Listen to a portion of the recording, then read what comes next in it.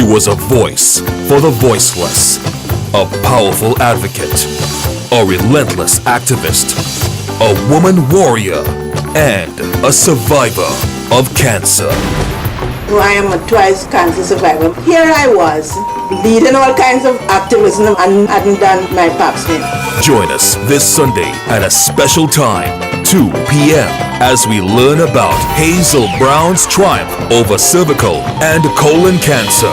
In studio will be renowned gynecologist Dr. Anthony Pottinger to remind us of the pervasive but preventable nature of cervical cancer in Trinidad and Tobago. Listen live from 2 p.m. on I-95.5 FM or watch the live stream on the Eye on Dependency Facebook page or YouTube channel. Eye on Dependency. We don't just share stories, we change lives.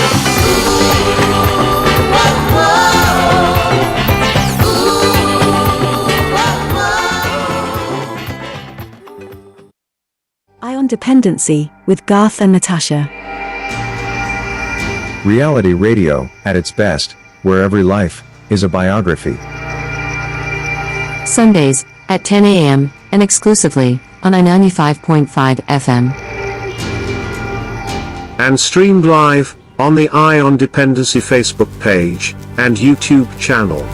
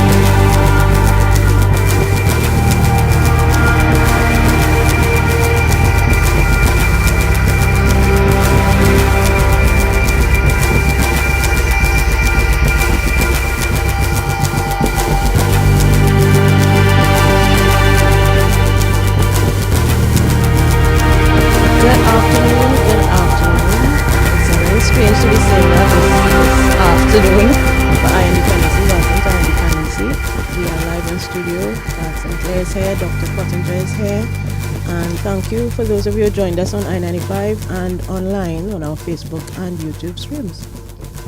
Yes, good afternoon, Trinidad and Tobago. And just for this Sunday alone, we're going to be here from 2 to 4 today, and a very important program. We have in studio with us Dr. Anthony Pottinger. Good afternoon, Doctor. Good afternoon, and thanks for inviting me again. You're welcome, most welcome. You're no stranger to this radio program or station, and we are happy to have you once again so that we can help change some lives this afternoon. One thing I noticed in the promo that was run all week, Hazel spoke about pap smear. So I hope somebody out there, got a hint that what we're going to be focusing on. Yes, and Dr. Pottinger will elaborate and dig deep into this for you this afternoon. But first, before we do that, we have a 9-minute special video for you from Hazel when we did the Dependency TV series. Natasha, go ahead and introduce. Yes, this was episode 4 of EOD TV, which was broadcast in 2021. And we spoke with Hazel about her experiences with cancer. She had 2 types, cervical and colon.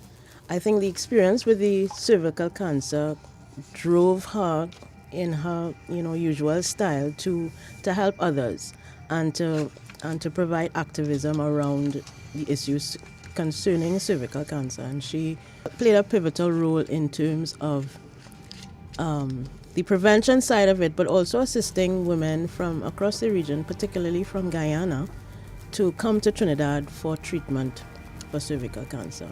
That was one of the legacies that she left with us. So we are sharing this clip in the hope that somebody may learn something from her experience, and I know that is why she often shared it. And we have a second clip where she talks about the same thing, but gives a little more background into how she survived it. the colon cancer. The fact that one of the things that she says a lot is the fact that she presented with a healthy body, and that is what allowed her to survive. So we're going to play those clips, let Dr. Pottinger take them in, and then we'll discuss further with his medical expertise in terms of how we can address the issues of the prevalence of cervical and colon cancer in Trinidad and Tobago. And before you wrap up, we're going to play a video for you, a 5-minute video for you on trying to get the message across to women who drink while pregnant. And we like Doctor to elaborate on that too after we share that video too, because that is very, very important. Remember, the distillers did not want us to let you know this, and I have proof of that. So that is important, and we will share that with you. So without further ado, let's go to the clip with that first video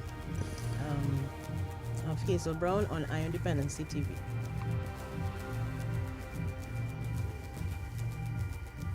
And of course, when we return, Dr. Pottinger will tell you all you need to know and what he's going to focus on today after this clip, and then we will get into the education this afternoon. So folks, you know someone who should be sharing this, please ask them to log on to I95.5 FM Iron Dependency Facebook page. That's EYE on Dependency on Facebook and YouTube. So short man just walked into the studio, so it seems we're having some. Yeah, video A. Short man, yes.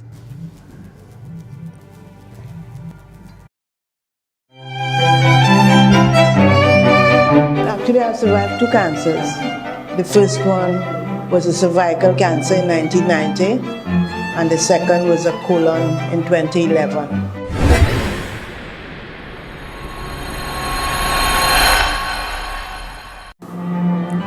Welcome to Iron Dependency TV. Reality TV at its best. Where every life is a biography. I'm Garth Sinclair. And I'm Natasha Nunez. Today on Iron Dependency, we explore the topic of cancer, specifically those that affect women. We speak with a woman who survived not 1, but 2 types of cancer in her lifetime. How much of a toll did it take on her body and mind? And what advice does she have for others? We will also... Well, it was clear I had not done my pap smear. And the irony of that is when he came into my office, immediately behind me on my desk was a huge poster which said you should go and do your pap smear. So that information was for everybody else but me, because I didn't go. And in fact, in February of 1990, I started bleeding profusely, and I still didn't do anything about it. It was not until June. I'm sitting in a meeting in the PAHO office next to Veronica Roach, who was then working with the Cancer Society. And I said, you know, Veronica, I have to come to see you for the longest while about this bleeding. And then I told her what had been happening since February. And she put me in her car right away and took me to Dr. Narayan Singh's office. And I think I have to always say he saved my life. Because if I hadn't gone then, I would not be sitting here today. So we do the test, take the sample with the old machine, and now we go through another process of the diagnosis, which has to be done. They told me come back in 7 days. I go back in 7 days for the results. I got it, and took it back to Dr. Ryan, saying this thing says that we are in stage 3. So therefore you have to go and do the surgery right away. And that's another story. The process of getting to the surgery is one that kills people as well. People are not dying from cancer, you know. Many of them are dying from the system and the process. Sent to San Fernando General Hospital because that was the place where I was likely to get it as the soonest. Actually, it was the day that in 1990 when the state of emergency was declared. I am lying in the San Fernando General Hospital after a surgery, which was quite dramatic. In fact, Dr. Ryan Singh said it took 3 hours, and the reason I survived because I presented him with a healthy body And that is the other thing that I need to get over to people. The reason why you have to have a healthy body is because when you find yourself confronted with this, then your body is able to survive. If I had not presented him with a healthy body in 1990, I would not be sitting here.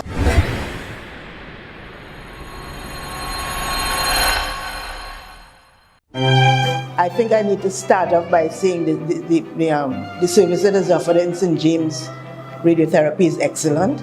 The doctors there are world class, as are the nurses. When you go there, you get a level of customer and personal service that you don't get in many other government institutions. So I went there to do the radiation therapy and all of the regular blood work that was required in order to monitor what was happening with my cancer. And like I said, the service at St. James has always been excellent. So I came out of there with some very interesting relationships with the people who worked in that center, which was able to help me to do some other work that I did in Guyana in respect of treatment for cancer patients. Well, actually, it's a lack of knowledge. And in my case, it wasn't a lack of knowledge, but I think for most people it is they don't know what this thing is. And because most of what they hear is that people die, it's important that the information about diagnosis and screening be conveyed in a way that doesn't connote death. Because I say to people, cancer doesn't kill you. It's all in your head. It depends on what kind of body you present and how you think about the process. And also in respect of how people approach their treatment, I always say it's your body. You have to maintain some autonomy over it and the decisions that are taken about what they do or what you don't do. As much as the doctors are expert, you and your body know more about you and your body than the doctor will ever know. So you need to be able to encourage people, whatever happens, you are still in charge of what happens to you. There are some networks of women that are around who are of taking responsibility, especially those like in the family planning and other women's health organizations. So even the ones who are dealing with breastfeeding or Mama Tutu, all of those other people are good sources of getting information about how you take care of, especially how do you recognize the symptoms. And of course for cervical cancer, the symptoms, while they sometimes could be extreme, is not much different from a heavy period. You talk about how you get the message across. I think we underestimate the influence of friends and family in this whole process that you go through, because for me, it was mostly the people who I consider to be my friends who were the ones who were the most supportive in taking you through the process. And in final analysis, people like Veronica Roach, who I always talk about, who have been in the forefront of the advocacy for helping people to understand what this whole cancer story is about and what their responsibility is. Because again, it comes back to what is your responsibility for your own health. The doctor will help you, they are experts, they know what they're doing. But you yourself have to be involved in a way that ensures that you survive. And it brings you back to the role that people in your family play in this business. Because for me, the most traumatic part of the exercise was not the diagnosis that I had it, but how do I tell my mother and my children that this is what we are all going to go through, because the process was not for me alone. I didn't go through it alone. But we're coming from different spaces and different levels and kinds of relationship in dealing with it. And that is very important in my view. Many times depends on whether you live or survive. Well, I think there has been some improvement in the service. So for example, but it comes and goes, depends on who is in charge. So for example, the whole business, I think, of the cancer registry, which is, I think is now being revived, but which was a very important source of information. Because if you want to do advocacy around cervical cancer, you need to know something about who are the people who are most at risk. Where are they? How you find them? How do you communicate with that particular group of people? Are certain ethnic groups or ages more vulnerable, so that you can target your message. You don't try to cover everybody in the world. There are certain groups that are more vulnerable and need more information and attention than others, and you are able, and that's one of the things that the registry was designed to do, so that the message could be better targeted for the people who are at risk. Very much so, because it is done at the most critical stage. That is one of the things that has already been identified, that if you reach girls at that age, you're more likely to have less incidence of cancer of all kinds, but certainly of the cervical one. And and people must know that the vaccinations are safe for girls at that age, and build the confidence. Of course, the confidence depends on the source of the information. There are some sources of information which are not trusted, and therefore you have to know what source of information do you use to reach girls and their parents or their guardians, so that the message gets through to who it has to reach.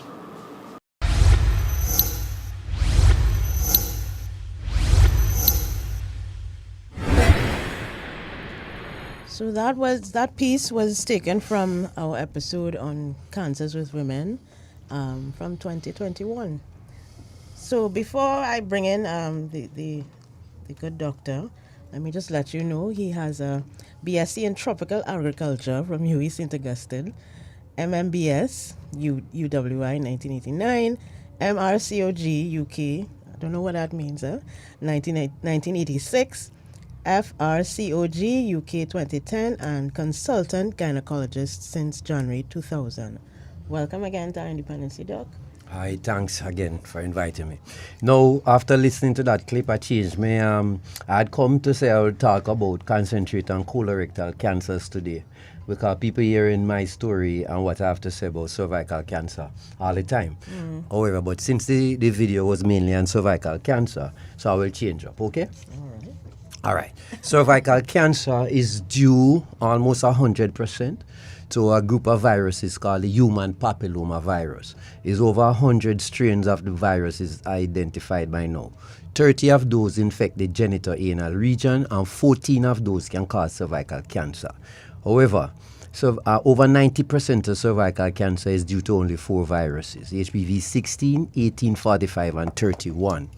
The next 4 is 35, 52, 58, and 33. And those 8 make up about 98%. Now, about 1% of cervical cancer could develop, which is not HPV related, right? So we might get into that. We could deal with common things. Anybody who has been sexually active must be assumed to have been exposed to HPV. If you check the literature, you might see a figure 80%. I don't like use it because, people are going to believe they're in the 20%. All right? Them talking to the Lord every day and them cover with the blood and all this kind of thing. Yeah. So they won't have this thing. So once anybody have been sexually active, you have been exposed to HPV. The vast majority of people, 90 to 95% of people, will clear the HPV infection somewhere between 12 months to around 2 years. Okay? Just about 5 to 10% of women, for whatever reason, usually something related to their immune system, can clear the HPV infection. So they end up with what is called a persistent HPV infection. Now, if they have one of the bad types, like I just said, 16, 18, 45, and 31, they are at high risk to develop a precancer lesion. And if they're negligent and not doing the pap smear, we won't pick that up. And then they may present, unfortunately, with like your mom, with actual invasive cancer. Yeah. No, we don't want that to happen, because when that happens, it is very, very expensive to manage, and it will bust your throat around 50% of the time. Yeah? No. If people start doing the pap smears from 3 years after sexual debut, you don't have to start doing it within 6 months and a year or so, because the infection and progression to what we call dysplasia, or CIN 1, 2, or 3, the precancer lesion, is a very slow process. So 3 years is a reasonable time after sexual debut to start doing the pap smear. Now, the pap smear has been around 81 years now. It was licensed in 1941. to be used as a screening test for cervical cancer. At that time, like in America, in the 30s, cervical cancer was by far the leading cause of death for women from cancers. Okay. And now, since the last 80 years with the pap smear and later on HPV screening and some other kind of screening modalities, cervical cancer is now 14th or 15th in the USA, from number 1 down to that. By screening, right? England is another good example. The amount of people who used to die from cervical cancer was off the chart. But they initiated an organized pap smear screening program, and now cervical cancer is way, way down. Okay?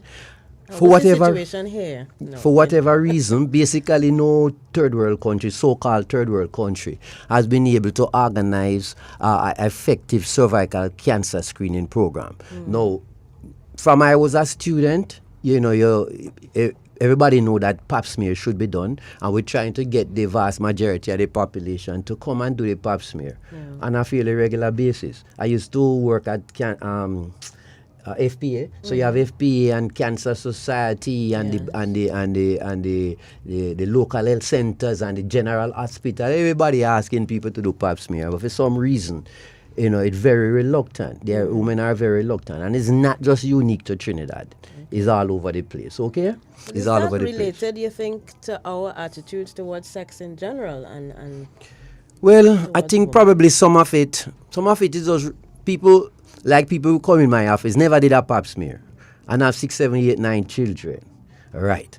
Why you not do the pap smear? Well, I hear them have to expand you and you have to cock up and it's so painful and embarrassing. And I cannot understand that. You don't have 8 children. Correct. So after to me, after somebody have been through one delivery, all that kind of inhibition and shame and whatever it is should vaporize, you understand? And the pap smear is not as invasive as giving birth, where in every 2-3 hours we have to examine to see how the cervix dilating and sweating, and if there are problems, you might have to put in, forceps or a vacuum for deliver the baby, or maybe have to cut you and all of this. Why somebody like that find it difficult to come do a pap smear and worrying about we have to expand you with the speculum? You know what I mean? To me, it mind-boggling, and I can't get my head around it. So by and large, the pap smear is not a painful procedure. It is quick. It can be done in 10 minutes, and it's cheap. Right? It's cheap anyway you have it done. And you can get it for free in many places. And you can get it done free in many places. So if somebody go and just get the pap smear, starting by 3 years after sexual debut, if that one is normal, you should do it again the following year. If that one is normal, so after the first 2 or 3 annual ones, normal, then you can do it every 3 years. You don't have to be doing it every year. Okay? Now, Doc, if you're just joining us, folks, you're listening to Dependency. We just had this new time just for this Sunday, to the 4, and we're in studio. We tackling killing 2 birds with 1 stone, so to speak. So we're paying tribute to Hazel Brown this afternoon, but we have Dr. Anthony Pottinger in studio with us, who's going to take us through the steps and help you to understand how to spot, prevent, and treat with cancer. And at the same time, hope that you understand that how important it is what Hazel was explaining, that she failed to do a pap smear, and by doing the pap smear, that it was by neglecting to do that is what got her in the situation that she was in. So remember, you can join us on Dependency, EYE on Dependency on Facebook and our YouTube channel, and please educate yourself this afternoon. Dr. Pottinger, the pap smear, why, the question eludes me, but why is it so important, really? All right. Because the virus, which everybody get, right, but only about 5 to 10% of the women will not clear it, right? So those end up with a persistent HPV infection. And this virus, the virus wants to live. Like any other virus want to live. But viruses don't have the ability to reproduce themselves. So they have to take over the mechanism of the cell and make the cell reproduce them. Right. But in order in doing that process for the virus to reproduce itself, it also can cause the malignant transformation. Okay, it's a bit complex. I can't explain that on the air. Okay, so moving, but I try to get into it. Right. You have something what them call E6 and E7 viral protein and L1 and L2 and all kind of thing. It'll be difficult to explain on the radio. Anyhow, let's just say once you have the HPV, if you use one of the bad lucky people who cannot clear it, and you're not doing your pap smear, it's a slow process from infection to causing cancer. When I say slow, you're talking about 10, 15, 20, 30, 40, 50 years it can take, okay? So another misconception where we have to clear up is that people believe if they're not sexually active now, then they don't need to do the pap smear. And it's not true. So if you're 50 now, and you not do it, you celibate for 10 years, you should still go and do your pap smear. If all your pap smears before have been normal, you probably can do it every 5 years. You don't have to do it every 3 years, and definitely not every year. Right. No, say you celibate for 10 or 20 years. What you were doing when you're in your teens and 20, if you use one of the bad lucky one who could not clear it, you could have a virus from then. Right. And your pap smears were normal because the virus didn't cause the malignant transformation when in your 30s and your 40s. But you reach 50 and 60 and 70 going down, and it's an interplay with your immune system. The immune system is at its zenith before 15. After age 15, it's downhill for the rest of our life. So somebody who used to clear the virus or keep it under control in their teens, in their 20s, in their 30s, 40s, may reach 50, 60, 70, and with the immune system waning to the point where it cannot control the thing, then the virus do its thing. So the people who are celibate now for 10, 15, 20 years, once you ever been sexually active in the past, you should still do your pap smear. Because saying I'm not sexually active, so I'm all right, is a false. Is not in a false sense of security, right? It is ignorance, and the ignorance can lead to big problems with you. Okay. Would there be signs though? What are some of the signs of? Actually, HPV infection is asymptomatic. It do have no sign early. Right. And we want to pick up the thing early. By the time you're seeing sign is when you have an invasive cancer already. And you don't want to have no invasive cancer. Yeah. So the pre-cancer stages is all right. Every surface is called an epithelium. And every epithelium, you have different types of epithelium depending on the function. So the skin is called a squamous epithelium because it's hardy. If it was like a columnar epithelium, we'd be bleeding all the time. We'd be traumatized. The skin in the mucosa in the vagina is similar to the skin. It is a squamous epithelium. And on the outside of the cervix, what we call the ectocervix, is squamous epithelium. Now, the squamous epithelium have to change to the epithelium that inside the canal, which is called a columnar epithelium. And where the squamous change to the columnar, that region of the cervix is called the transformation zone. It goes through a physiological process called metaplasia to change from one type to the other. But is the transformation zone where the metaplastic cells is most susceptible to the influences of the virus. So like nearly all of the cancers develop there. Right. Okay, sometimes, yeah, all right. I jump in all over the place. You have different types of cancers of the cervix. One is called squamous cell cancer, which at minimum 70% of the cancers is squamous cell cancer. Around 20, 30 years ago, I would say about 85%. But it seems like the squamous cell cancer is kind of decreasing, while the adenocarcinoma more develop inside the canal, and it is also due to the same viruses. But around 20, 30 years ago, it was about 15% of the cancers was due to this, and it reached up to about 20, 25, even 30% now. And then you have some rarer types named adenosquamous and different types. So for all intents and purposes, squamous cell cancer and adenocarcinoma is what we're talking about, and the both of them is due to persistent HPV infection. All right. Since we touch it stage for stage, the adenocarcinoma are more aggressive and have a worse prognosis than the squamous cell cancers. All right? Now, the point I was making before? About the signs and symptoms. Yes. So what I'm saying, in the epithelium is the cell, you have to have like trauma, because I tell you, the squamous epithelium is like about 15 generational cells thick. Every surface, every epithelium is on a foundation called the basement membrane. So the top of the table here will be like the basement membrane. And on top of this is the epithelium, right, which is the squamous epithelium.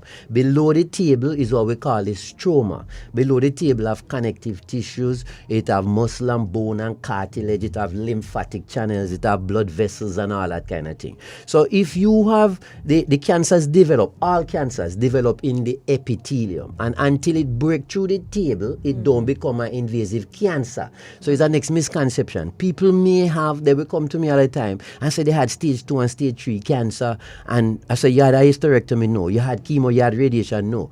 So they're mixing up what is called CIN2 and 3 with stage 2 and stage 3 cancer. Is a complete different thing. CIN means cervical intraepithelial neoplasia. Right. So stick up in, Doc. We have a question from Facebook. Who's like Sandra is asking, do women have to take a pap smear after having a hysterectomy for whatever reason? All right. So if the hysterectomy was for a benign reason, like you had, fibroids, and all your pap smears were always normal, so it was you're not at risk, or you never had any precancer lesion or cancer of the cervix, you don't have to do the pap smear again. Right. All right. If you had a radical hysterectomy for cervical cancer, you should still continue doing what is called a vault smear. You take a smear, pap smear but from the top of the vagina, because those people have the same immune system that allow them to develop cervical cancer. Right. They will be exposed to HPV again or have an ongoing HPV infection that can also cause cancer of the vagina, but to a far, far, far lesser extent than the cervix. So somebody who have had a hysterectomy for either CIN2 or 3, which are precancer lesion, or an invasive cancer, should continue doing the vault smear. I would say at least once a year for the first 5 years, if all of that time is good, and especially if it's a young person. I encourage all my patients who have CIN2 or 3, which is a precancer lesion, or had cervical cancer, I encourage them to be vaccinated, right? And I get a lot of flack because of this, and I've been doing this since the vaccines have been available here, and I can't understand why. Because the logic is, if you have an immune system that allow HPV to develop to cervical cancer or a real precancer lesion like CIN2 or 3, right? And as I said to you, every year you grow older, the immune system wane and get even weaker, right? You may have a persistent infection that you cannot keep under control again, and then the virus do its thing. Or you have sex again. Most of the people young, they have sex again, they get HPV again, but they have an immune system where even older now and cannot clear the thing. So it's imperative that anybody who had CIN2 or 3 or had treatment for cervical cancer should be vaccinated. We had two because one of them we can't get no over the last couple of years. So we have a vaccine called Gardasil, and the studies go up to age 45, right? When it was rolled out, it was poorly rolled out. You should have at least a 1 to 2 years massive national educational program about HPV, cervical cancer, and the vaccines and the benefits of the vaccine. So all of the worry where people have about vaccine, I don't make the children promiscuous, and a set of stupidness would have been answered before the thing was rolled out, so that the people would realize that this is a good thing and the uptake would have been good. So we have Gardasil in the public sector from it was from UNC time, and the uptake the last time I checked was about 6%. Wow. At the sexually active population, the females, because it's a lot of things. You never educate the population. Then when it come out at first, they were saying it's only virgin girls below 12 could get it, and if you had sex already and so you can't get it because the virus all over your system. That is pure nonsense.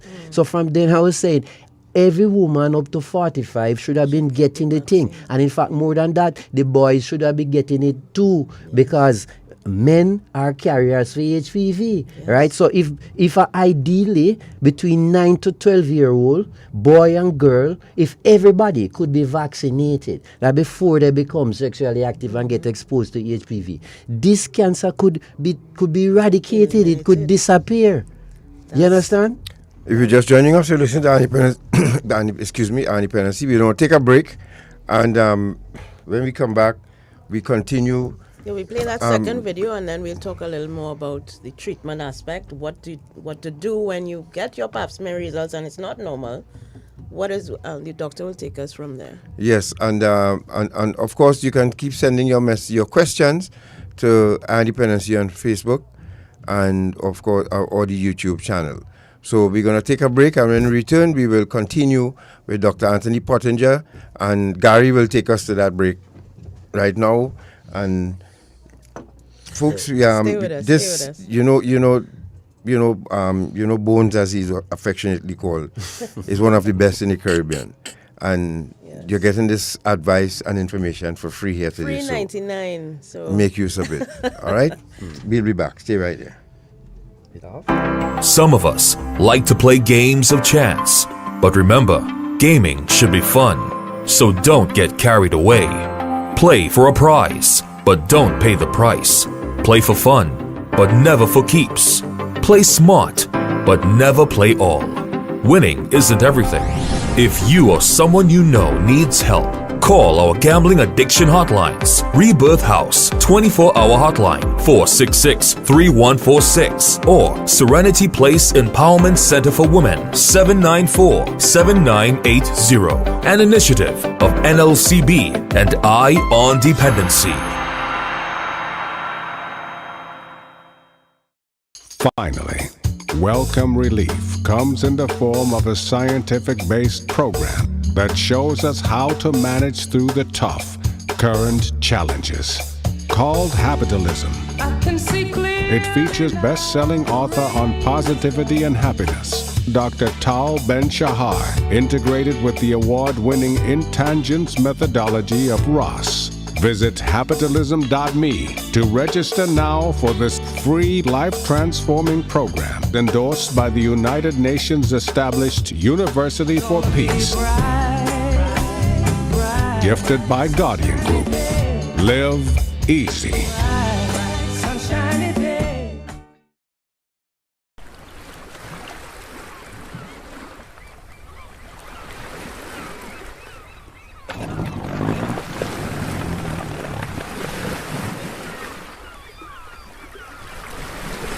Hey, Cappy, talk to you now, boy. I got a small work for you to do. Make a quick 10 G's. What you gonna do for me? 10 G's? What's that I'm gonna do there, boy? What you doing? Taking your boat, run up the islands, pick up some people and then bring them back here for me. That's all you have to do.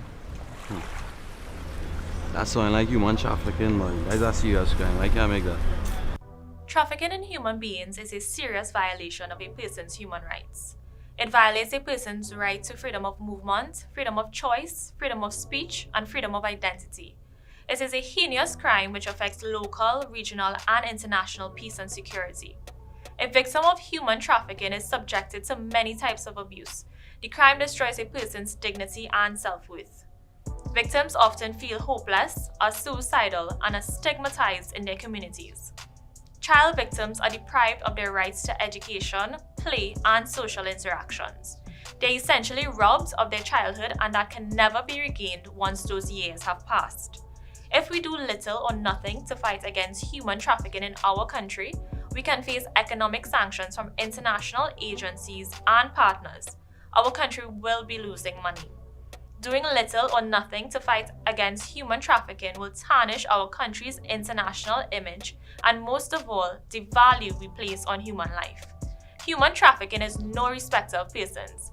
Anyone can be a victim. So let us all strive to safeguard human life and dignity in Trinidad and Tobago. We are the Counter-Trafficking Unit of the Ministry of National Security, Trinidad and Tobago, safeguarding human life. Eye on Dependency with Garth and Natasha. Reality radio, at its best, where every life is a biography. Sundays at 10 a.m. and exclusively on 95.5 FM. And streamed live on the Eye on Dependency Facebook page and YouTube channel.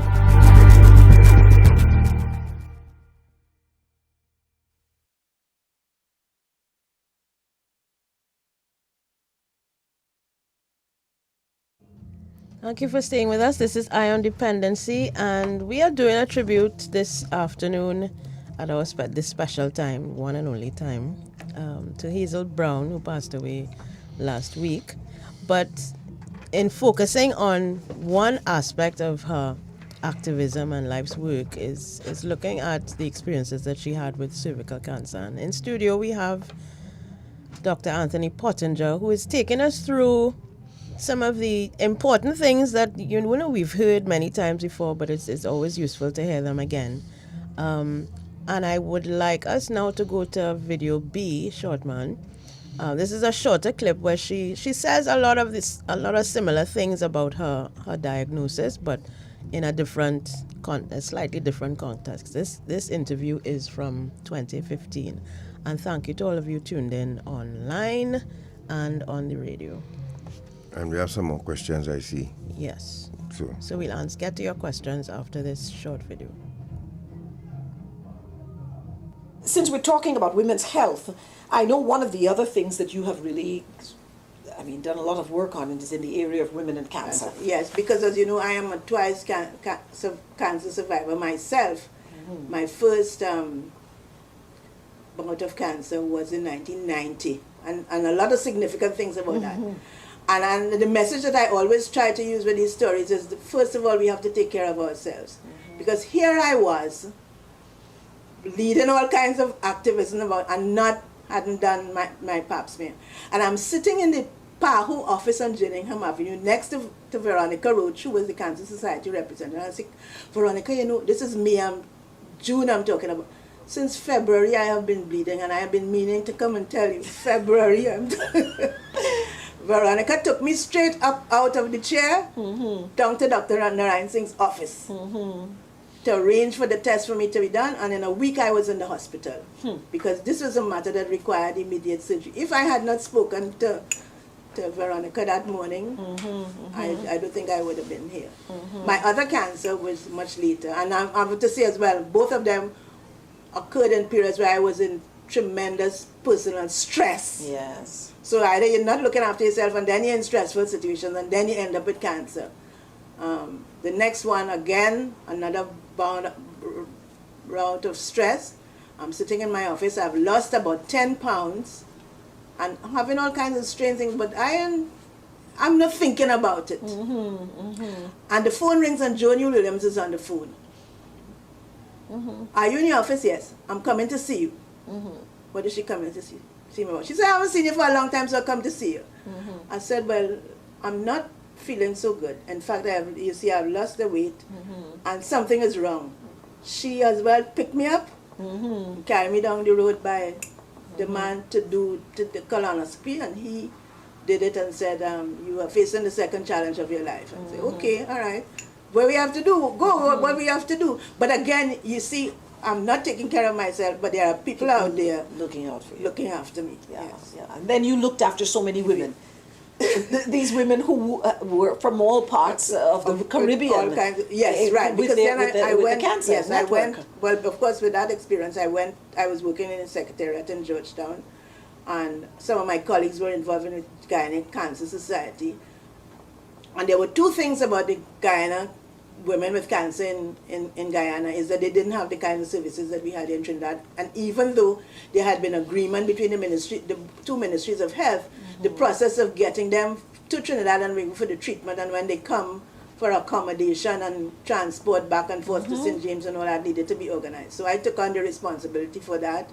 They would send the things to me, send me the paperwork. I would walk it through the Ministry of Health, take them to St. James, organize the transport, organize the medication that they wanted, organize the accommodation until they could go back to Guyana. And of course, I got this award from the Guyana Cancer Society, but it was well deserved. And it goes to say it's not enough for the Ministry of Health that had a policy or an agreement. Somebody has to pick it happen. Up, pick them up at the airport. Yes. And deal with the immigration.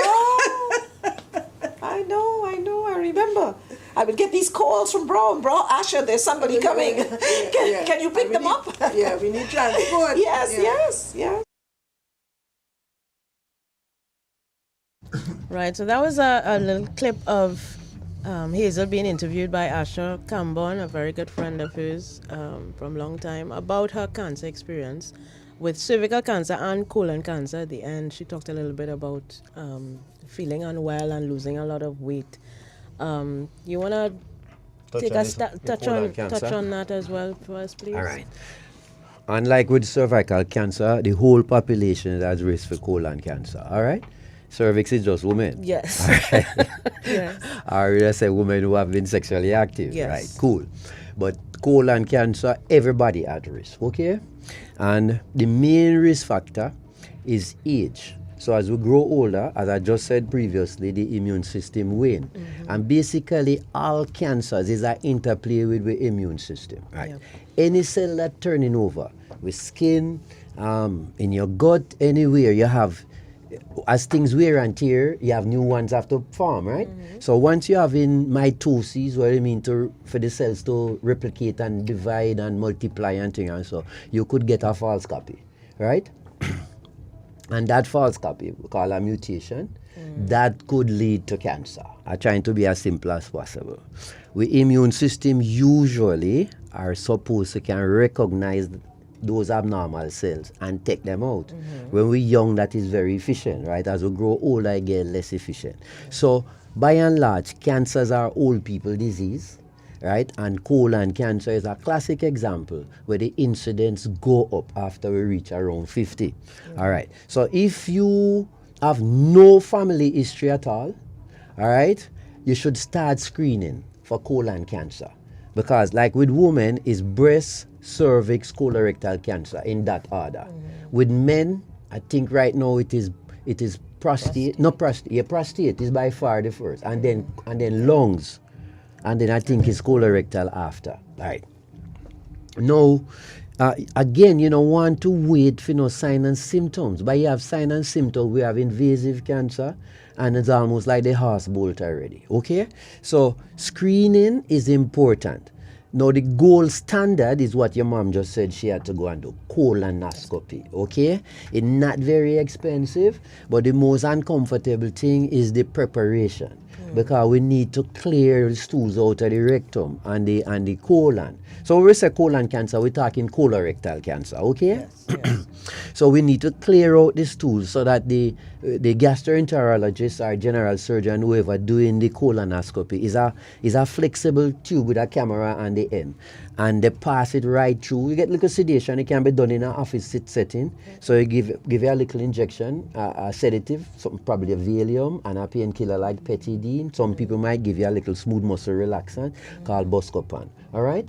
The procedure might take about half an hour, but the day before is the problem. The preparation to take it and to clear out everything. And some people find that sort of thing. But one day of discomfort can save you a lifetime. A sorrow, you understand? Yeah. So I had the colonoscopy twice. I do have no family history. Each time when them check me, everything was normal. What would I say? No abnormality detected. Me not have no polyp, no ulcers, no nothing. Yeah. All right. So the third time them tell me, say, we don't need to do colonoscopy again. You need to do a CT scan, right? So the CT scan, them call it a virtual colonoscopy. The preparation is the same. But I personally find the CT procedure more difficult to deal with because I have to put gas inside through the anus to blow up the colon and thing and so before you do the CT, right? And that is a little bit uncomfortable. So to tell you the truth, I'm going to do one more colonoscopy when we reach 70, and I'm going to do the colonoscopy rather than the CT, right? All right. And if that one is NAD, mean no abnormality detected, then we can stop. Because these things don't happen overnight. You know, drop off a precipice, so it's a long lead time. Yes, right. Yes. So somebody like me who don't have any family history or well, your mom had it. Yes. All right. So what age she was? What age she was when she was diagnosed? 2011. So that she was about 70. Yeah. All right. Yeah. So that kind of late. So the thing is, people who do have a strong family history and don't have no bleeding issue or no kind of bowel, them don't have no inflammatory bowel disease like ulcerative colitis and Crohn's or nothing like that. These people really should start screening about 45 to 50 and do the colonoscopy is the gold standard. Yes. And if it's good, you don't have to repeat it for 10 years, okay? somebody know who have a family history, especially a first degree, like your mom. All right. And especially if they had the diagnosis young. So your mom was diagnosed at 50. It would be stupid to wait to 50 to start screening because we have at least a 10-year lead time. Right. So you should start at least 10 years before the youngest age of somebody was diagnosed. You understand what I just say? Mm-hmm. So say you had a relative, your brother or your sister was diagnosed colon cancer at 40. Same thing again, it's stupid to wait to 40 to start screening. You should start screening 10 years before. All right. And the gold standard mean the best thing to do is the colonoscopy. Because what it's doing, it looking, most of the we developed some things named polyps, right? The polyps are benign. But sometime, over a long period of time, the benign polyp can transform into a malignant polyp. So the advantage of doing the colonoscopy is that if you see a polyp, they could remove it one time. Yep. You remove it one time and send for testing. Yeah? All right. So somebody who have a family history and do the colonoscopy and it was normal, that they might want to repeat it in about 5 years. Okay? Gotcha. Right. So 10 years might be a bit long, right? About 5 years.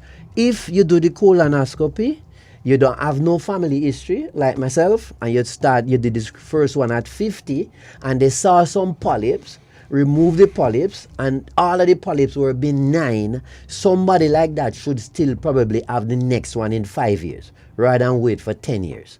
Right. Yes. No, you have some other things, you see the Cologuard and all them things you see advertised. Yes, right. So you could take a sample of the stools and they can check for blood in it, or you can check for certain abnormal DNA. And if you see the blood or abnormal DNA, you still have to come back around to do the colonoscopy. All right? So yes. So, I mean, yes, sometimes I feel like, anyhow, some people, probably people would do things and spend the money and things, and so once they know that something is there where they really need to check out. Yeah. If, however, they feel nothing wrong with them, they might not want to come and spend the $2,000 or $3,000 to do the colonoscopy or go through the day of discomfort with the laxatives and all them kind of thing. So they might want to just do the stool sample. So does it cost to do a colonoscopy? Yeah, it's not an expensive procedure, but mine, I probably get little concession because I'm a doctor, right? But I mean, for the person, for the poor person listening to this. I understand what you're saying. Yeah, I understand what you're saying. And this is what might prevent some people from really pursuing going to, because it's 3,000. I understand what you're saying. And as far as I know, there's no national colonoscopy program, okay? However, I don't even think there's a national stool. Get the sample where people can get the kit and you take the sample at home and you can carry it in or even mail it in, and then they check it in the lab, and if you have blood or if you have the abnormal DNA there, then they call you in to do the colonoscopy. We don't have anything like that. So we kind of lapsing with respect to screening for colorectal cancer, which, I mean, Trinidad are the country in the Caribbean, we have the greatest opportunity to do things like this because we have the money here. Correct. Yeah, and some of them things here is no big expensive thing, when we see the amount of paving a road and paving a road and paving a road and paving a road, and you understand what I mean? And the amount of box drain what we had a couple years back, and the amount of money we hear calling fee. A man writing one little letter, what he used to call them pre-action protocol letter, and I charge $100,000 for doing it. And you have things like this we make such a big difference, and to be saving pandit surgery, because to deal with these things when the horse bolt is expensive. Yes. Yeah. Yes. So if you have to have surgery for either cervical cancer or colon cancer, it's plenty money. Yep. If you have to have chemotherapy, it's plenty money. If you have to have immunotherapy, it's even more money. If you have to have radiotherapy, it's plenty money. And all of that could be saved if we initiate a screening program. If you're just joining us, you're listening to Iron Dependency, and of course you can find us on the Iron Dependency Facebook page or YouTube channel. That's EYE on Dependency. In studio with us, Dr. Anthony Pottinger, and he's no stranger to Trinidad and Tobago. A lot of you women out there already know of him and know how brilliant he is as a doctor, OBGYN, and we're really fortunate to have him here in studio this afternoon. So, if you have any questions for Doc on the in the meantime, you can. No other questions. If no, we could talk about diet. Yeah, I was just gonna go to that. Because What are some of the ways that we can prevent ourselves from, first of all, getting these right, things? and if we do, what signs do the body give us?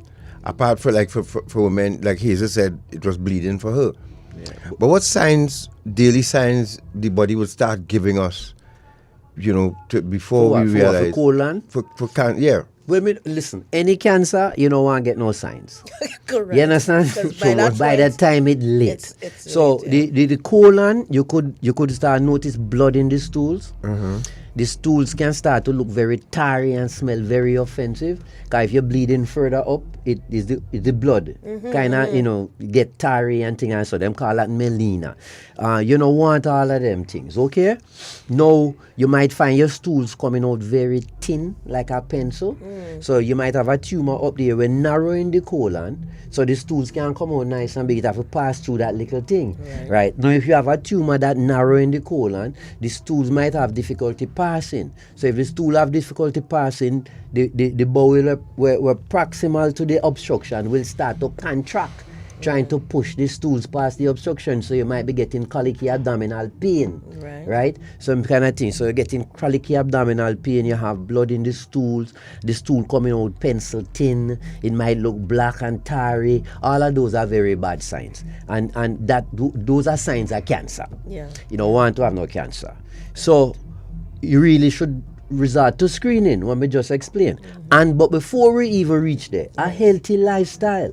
So this is one where colon cancer is directly well, some people have a genetic predisposition, right? But that's small. You have something them called familial polyposis, right? People have upper polyps and all them kind of things. So they have a very high risk over time, if they're not picking up the thing and removing the polyps, are going on to get colon cancer. Yeah. The vast majority of us now have that thing. But our diet, you see the meat eating, and especially red meat, and we love to barbecue the meat and get in the charring and all them kind of thing. So even if I jerk this, jerk that, them are the things burn up and up a char and thing, right?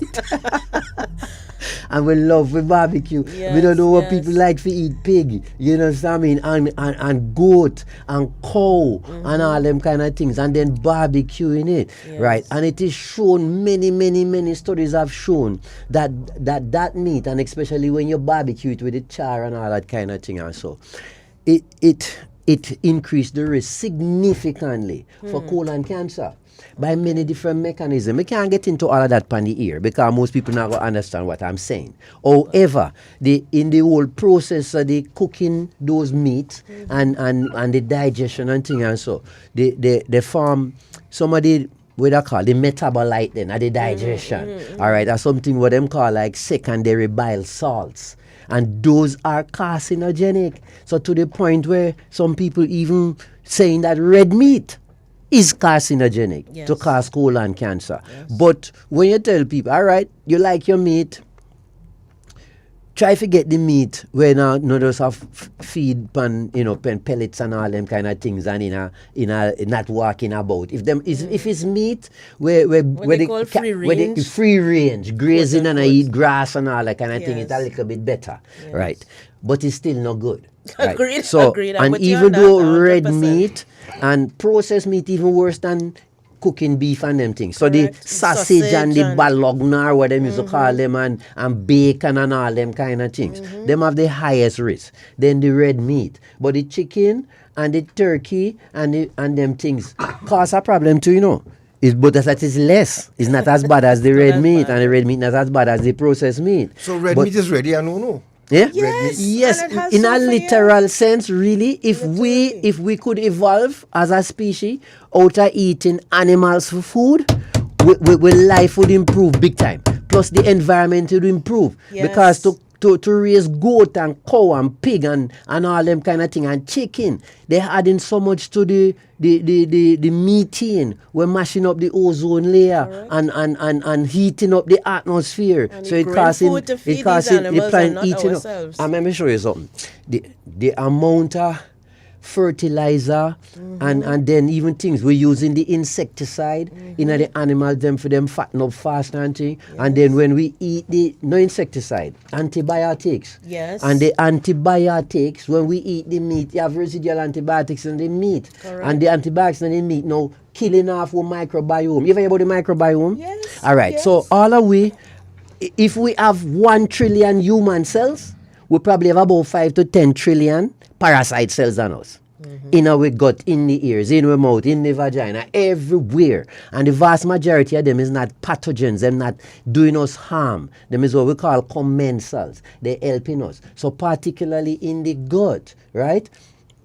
We need to encourage the good bacteria. So you see all them kind of thing about probiotics and all them things now, right? So you have certain things that encourage good bacteria in the gut. And they will help us, doing whole heap of things, including tell cancer cells dead. Them call that apoptosis. Yeah. So what we need to do, if we could increase our fiber, it is crucial. Fiber is so crucial. You have some studies now look back for say our ancestors, right? When we used to eat once a day or once every 2 days, and we have to walk long distance to forage for some berries and some roots and eat some leaf, and every now and then we kill a warthog, so we have little meat to eat. You know what I mean? After we had discovered fire and all them things. Them people used to eat so much plant material that it estimated that they used to eat somewhere between 100 to 200 grams of fiber daily. Wow. We know, well, these figures I'm going to give is America, but we're similar to them. It's about 70%. About 17 grams of fiber we consume every day, which is too low. So when we take the fiber, we talk about things like avocado, yam, cassava, edos, green banana, breadfruit, all them kind of things, full of fiber. When you eat them things, our microbiome dancing is party and fit down there because they love the fiber. So when we eat a whole heap of kale and lettuce and pop chai and all them things, we not have the enzymes to digest them cell wall, right? Because the plant cell wall have something named cellulose. Hold on. So kale and what? All leafy vegetables. Green leafy vegetables. Not good? Even if you eat grass. Good. Even if you eat grass, Fiber. you can't digest it because we don't have cellulase, which is the enzyme to digest the cellulose. But we microbiome have it. So when we eat that, they digest it for us and release the nutrients for us. You understand me? And this and is then weird. You see the Trinidad diet is a poor diet. It is. That's why people don't have no healthy. That's why you have so much comorbidities. That's why you have 1.4 or 1.3 million people, half the population of Jamaica, but we have like twice the amount of people dying from COVID. Yes. And every time you hear 4 and 5 and 6 comorbidity, the obesity gone through the ceiling, people not exercise, right? It's a red solo and a roti all the time. You understand? So it's rice and flour and Irish potato chips. Rice and flour and Irish potato chips. So on a Sunday like this, you might have some people that eat a big plate of rice, some macaroni pie over on the side there. You understand me? And dumpling pan it too, and all that kind of thing. And of course the meat. Yeah, and the meat, right? So the carbohydrates, especially the simple ones, which is the rice and flour and Irish potato and thing. When you eat a big meal like that, within 2 hours it converted to glucose. It's like you're eating sugar. So then the glucose, it gone through the ceiling. So all what you just described there, the yam, the rice, the rice, the chicken, the macaroni pie, and so the watercress don't say nothing then. No, the watercress good, but it's a little piece. But only body watercress. The watercress good. All right, God, let me tell you seriously. If you decide, say you just will stop eating meat, all farmer meat, and just eat plant material. Not all plant material good, however. The story get a little bit more complex. So most people believe everything's simplistic. Sometimes right on the station here, me hear a brother every Sunday morning and talk some very simplistic things. Me no want to call him name. But it's like about 8 o'clock, 9 o'clock in the morning. You ever listen to the program? Yeah. Only for simplistic things and everything not so simple. You understand? So is all plants and all plant good for eat? Are especially good for eat raw. Last week I was here talking about eating raw food. Everything raw, right? It not good because the plant The plant evolved before we, right? Them plant the plant before we, right? Now the plant can't get up and run when threatened. Something that come threaten me and you, a saber-tooth tiger coming, we are gonna run and go in our cave or climb up on some rocks where it can't reach way, right? Or if we cornered, we are gonna fight. We have with spear and with stone, axe and all them kind of things for try kill the animal for save our life. The plant can't do that. So what the plant do? The plant them is good chemistry factory. The plant make chemicals to discourage the animal from eating it. So the plant want why you eat its children, that the fruit and the seeds and all them kind of things that trying to reproduce itself. Although some of them might want you to eat it. So the seed pass through and you walk 10 miles and go pass it out 10 miles away, so it spread itself. But you have something named lectins. You ever hear about lectins? Yes. Lectins are plant protein. Everybody hear about gluten, right? Yes. It's a medium bad lectin. You have worse ones than that. Okay? And these are things where the plants make to make you feel sick. Right? So will discourage you discourage you from come and eat them. Yeah. Right. So you have things like, you see even the same tomato and pepper and eggplant and all them kind of things, them have lectins in it, right?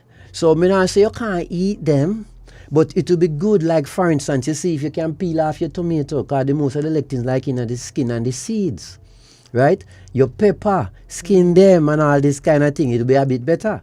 But me not a big pepper eater and all them kind of thing, but me love my tomato. So you peel the tomato and then take all the seeds, got it then? So so you reduce the lectin. Or, you see like red peas? Red peas over like rice and peas. Yeah. Every Jamaica, almost on every Sunday, every house in Jamaica is rice and peas and chicken. Yes. Right. But you soak the peas from overnight. Right. And throw it the water in the morning. And you could soak it again, right? And it'd be good if you pressure cook it. Because if you do it like that, soaking it, pressure cook it, you kill the lectins, you destroy them. Right? Because like red peas, eat that raw no. Red peas. It will kill you. Okay. At least some people will just drop dead and will get other people sick. Peanut, about 5% away, naturally, even without exposure to peanut, have an allergy to peanut. They eat peanut, they just drop dead. Are the lectins.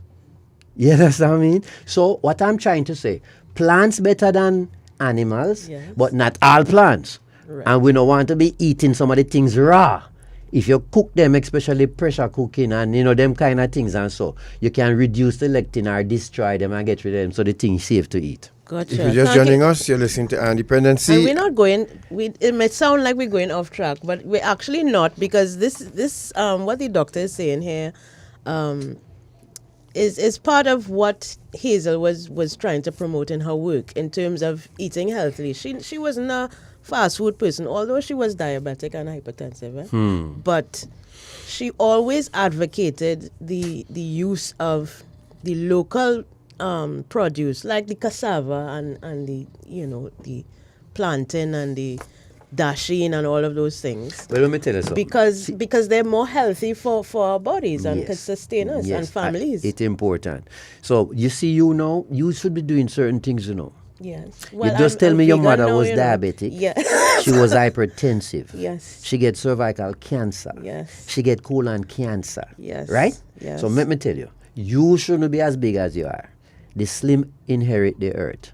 Yes. Okay? Yes, so you basically should be on regular chronic exercise. You should be eating a diet like what I just said. Try to avoid meat or reduce it. I haven't eaten meat in 20 years. Try not to do the barbecue and charring thing. No, sir, you I'm should be vegan, eating what is called a low glycemic index diet. Not drink nothing sweet, cut out sweet drink. And the whole heap of things like ice cream and chocolate and all them things are very sweet. But especially your anniversary, you probably eat some chocolate and things, right? But all them things that people are eat regular. So a low glycemic index diet mean the glycemic index just simply mean avoid sweet things, avoid sugar. That is like toxic. Let me explain some of this. We're gone off tangent, but what I'm saying here is important. The epidemic of diabetes and hypertension and obesity in the country is directly related to what we're eating and the lack of exercise, the sedentary lifestyle. So we are sleeping in our air condition, we get up and go in our air conditioned car, and then we reach at the office and we go upstairs in the elevator, and we in the air conditioned office all day, and then we eat, while we inside we eat a big breakfast, and then we snacking in between, and then we eat a big lunch, and you're snacking in between, and then you eat a big dinner, probably late, and then go to bed, go sleep. You're killing yourself. So, as me just tell you, we evolve eating like one meal a day or one meal every 2 days, right? But now, the last 50, 60 years, we in the land of plenty. So we reach heaven, enough milk and honey. Yes, yes, yes. And people just overeating. Nobody now have to work hard again. We now have to ride bicycle 10 miles to go to work. Or walk. Me used to walk miles to go to school when me small. And that kind of thing. Everybody a drive, no one get dropped to school and thing and so, and it's only tablet and them little things, right? Yes. So, If you're just joining us, you're listening to Iron Dependency, and we are in studio with Dr. Anthony Pottinger. We want to, doctor, comment on this fetal alcohol spectrum disorder too as well. So we're going to go to this break. Yes. Go to this break, short man, and after this break, we'll play that video for you. And this is very interesting, especially for you women who like to drink when you're pregnant, who smoke when you're pregnant. You feel there's nothing wrong with it. Well, you may just change your mind today, and Doc can elaborate on that. All right, so let's go to this break. We'll be right back. Gary? You want to come embarrass me now? You got? The sex trafficking thing, that's a serious thing in a way. Sex trafficking? I thought it was only human trafficking it have. Your life is a biography. Sundays at 10 a.m. and exclusively on 95.5 FM. And streamed live on the Ion Dependency Facebook page and YouTube channel. Hi, Some of us like to play games of chance, but remember, gaming should be.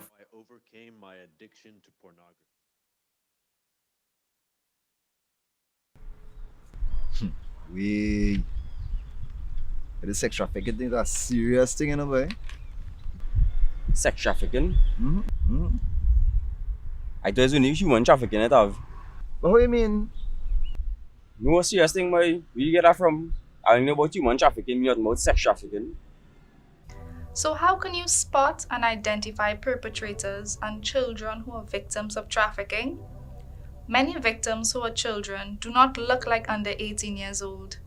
Child victims often move escorted around alone or in small groups. They also live in shared and even packed rooms and have very little clothing and belongings. Child victims are often seen with adults who are not their parents, their relatives, or their caregivers. Migrant children are often unaccompanied and separated from their parents. Child victims are often engaged in work that is not suitable for children. They are often deprived of their freedom to go to school, to play, and to enjoy being a child. Perpetrators have unexplained sources of income and possessions. They are businessmen and businesswomen running legitimate and illegitimate businesses. Perpetrators may appear to be the victim's friend, boyfriend, close relative, or employer. We are the Counter-Trafficking Unit of the Ministry of National Security, Trinidad and Tobago, safeguarding human life. Some of us like to play games of chance, but remember, gaming should be fun, so don't get carried away. Play for a prize, but don't pay the price. Play for fun, but never for keeps.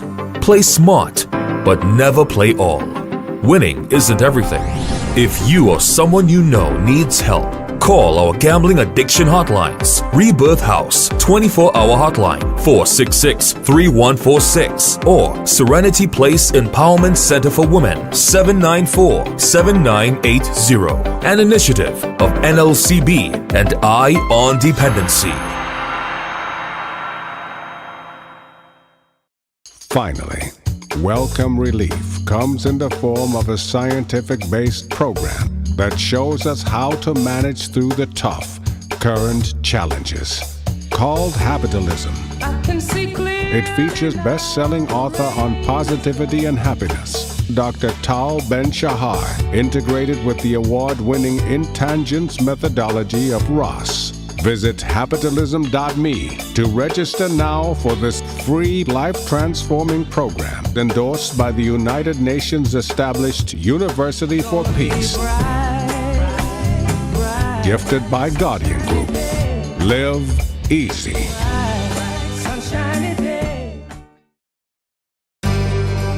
Ion Dependency with Garth and Natasha. Reality radio, at its best, where every life is a biography. Sundays at 10 a.m. and exclusively on 95.5 FM. And streamed live on the Ion Dependency Facebook page and YouTube channel.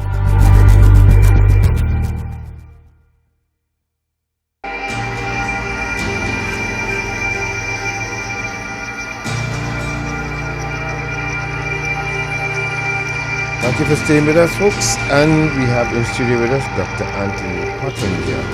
And Doc, to get to the point, should women drink? Is it okay for women to drink, smoke when they're pregnant? Definitely not. That is just craziness, you know what I mean? And you singing it all the time because I think about last week or the week before I was here and you're talking about the fetal alcohol syndrome thing. Right. I hope they're listening, right? Because it does not have no... In fact, let me tell you, drinking alcohol not have nothing good really, you know. Probably a little red wine for something called resveratrol might be okay. Right. But this set of... When you're punching and all them kind of things, you know, it's just licking off brain cells and licking off liver cells and all them kind of things. Thank you very much. It's just craziness. Thank you. And the smoking, nothing is good, people. Nothing. So it's not just tobacco I'm talking about. It's not, and I mean, cannabis too, you know, makes sense to smoke the thing.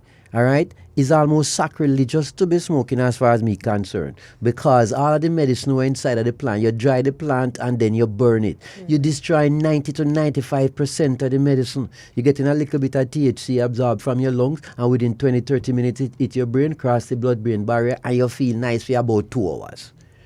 What sense of that? You know, the heat, the soot, the carbon monoxide, the methane, all them other things is toxic to your lungs. It's shitting up your lungs. It's not good, plus you're destroying the medicine. So, I am not an advocate for anybody smoking anything. Right? And me we drink a 2 beer or a 2 Mackinson, or if me align with you and you offer me 2 Guinness, me alright. But me stop after that, me drink some Malta. Mm-hmm. Or a Vita Malt, or better still drink water. All right? Yeah. So, you heard it, my people. You heard it. It is coming from a medical doctor. Yes. And the decision is yours. We have any questions for Doc before we go to the short tribute to Hazel? Well, no, they're just enjoying the program, enjoying the doctor and his down-to-earth way of explaining things. Excellent program. A couple of people are talking about, you know, what vegetables to eat and what is not good for who and all of those kind of things. Look, I see somebody says it's up $4,000 to $6,000 to do a colonoscopy in some places. Well, wow. Yeah. I hope some of the ministry people or people who can make decision listening are hearing what we're saying. Yes. Mm-hmm. Because what I'm saying, colorectal cancer is third for both men and women in the country. And when you're diagnosed with invasive cancer, it costs in the country plenty money to manage them people. Yeah. Okay. If you pick up the cancer at stage 1, the cure rate is nearly 100%. At least 90%. Yeah? If you pick it up at stage 4, hardly anybody will be alive after 5 years. And then during that time, it's probably surgery, it's radiation, it's chemotherapy, it's immunotherapy, it's a whole heap of things we're costing thousands and thousands and thousands of dollars. Yeah? Yep. So prevention is better than cure. Always. You know? Prevention better than so cure. for the people who in gym, who work out and things, they tell you it's good to eat a steak once a week. Well, let me tell you something. You notice protein most arguments. most bodybuilders, especially the elite ones, they don't live long, Go and check it out. Yeah.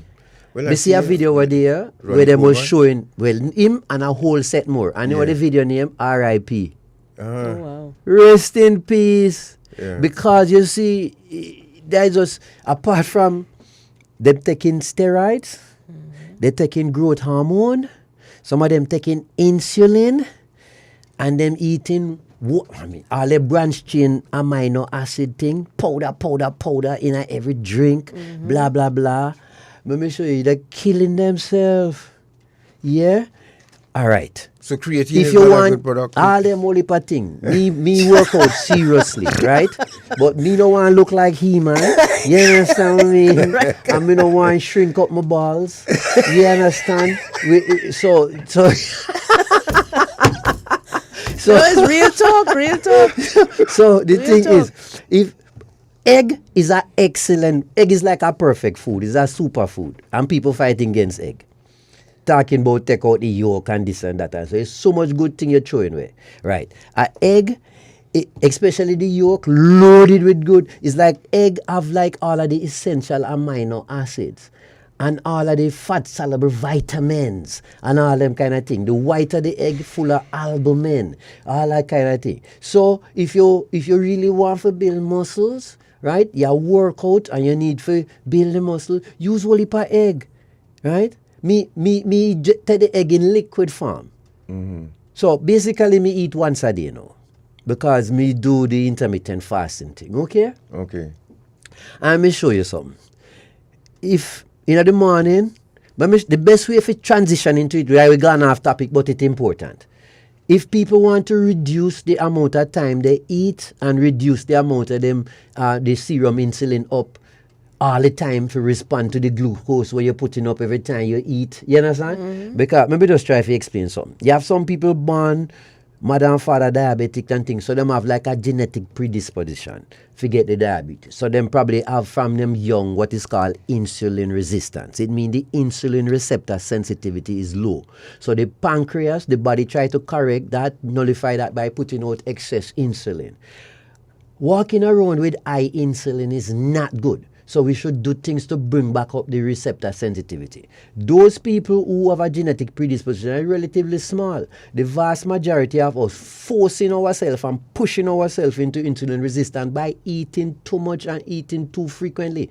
So when you eat this set of rice and flour and Irish potato and them things, it converts into glucose. That the glucose is a major stimulus for the pancreas to release insulin. So the pancreas releases the insulin to move the glucose from the bloodstream and put it into the cell, because the glucose is the main fuel for our metabolism, for our muscles and brain and all them kind of thing. So if you eat now, within about 20 minutes, half an hour, the insulin go up to clear the glucose when the glucose come in around 2 hours, right? To clear it out of the thing and put it into the cell to work as fuel. But the cell might need about 10. But we eating so frequent and I eat so much that the blood sugar so high, we drink a big red Solo or whatever you want to call it, so much blood sugar that the insulin have gone through the ceiling. So instead of putting 10 into the cell, we put a whole 100 into the cell. What the cell are going to do? It's going to utilize the 10% for its metabolism and convert the next 90 into fat, particularly around your gut and thing, which is called visceral fat. So that is worse than the subcutaneous fat. And then you get yourself into a vicious cycle. The fat now in turn causes more insulin resistance. So if you have more insulin resistance, the pancreas have to work harder because the insulin receptor down here, so instead of here, so it have to put out plenty more insulin to clear the glucose out of the system. And then, say we eat once every 8 hours. Right. The insulin will come up, clear out the glucose and go back to baseline until we eat again in 8 hours. But we eating every 2 and 3 hours. So you eat now and it go up, and before 2 hours you snack something, before the insulin can reach back to baseline, you stimulate it again so it go up again. And then 2 hours you stimulate it again so it go up again. So the the insulin is constantly high. And if the insulin is constantly high, what going to happen? The body always try to maintain a balance, what we call homeostasis. So if the insulin high all the time, it going to down-regulate the insulin receptor. So some people who never born with a genetic predisposition for the insulin resistance, mean the receptor sensitivity low, by eating every 2-3 hours and the whole heap of sweet things, and the insulin being high, the body going to make the insulin receptor insensitive. So you're constantly walking around with an elevated insulin, right? You'll get obese. And the insulin work over time is a matter of time where it going to burn out and can't produce your insulin. And then you drop off of the precipice and badam, you're diabetic. And then the whole time where the insulin so high, it blocking something named nitric oxide in your blood vessels. So the blood vessels then get hard and not very elastic. So you get erectile dysfunction, you're setting yourself up for heart attack and stroke and all them kind of things before you even diagnose diabetic. A whole heap of irreversible changes take place. Plus cancer coming down the road. So it just is, you see what I say? Yeah, Doc. Yeah. So because somebody asked, what role does zinc play in maintaining a healthy immune system, Doc?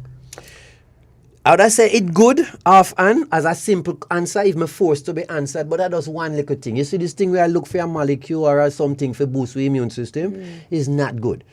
We boost the immune system with regular chronic exercise. Get adequate sleep, meaning 7 to 9 hours sleep, proper sleep. No sleep where I wake up every minute. Like my virgin never sleep last night, so I'm sleeping during the day right now, right? That ain't good. So let me show you something. In every 24 hours, you see like how we active here now, using up our brain? A byproduct of being active and using up our brain is a protein named beta amyloid, and it accumulates in our brain.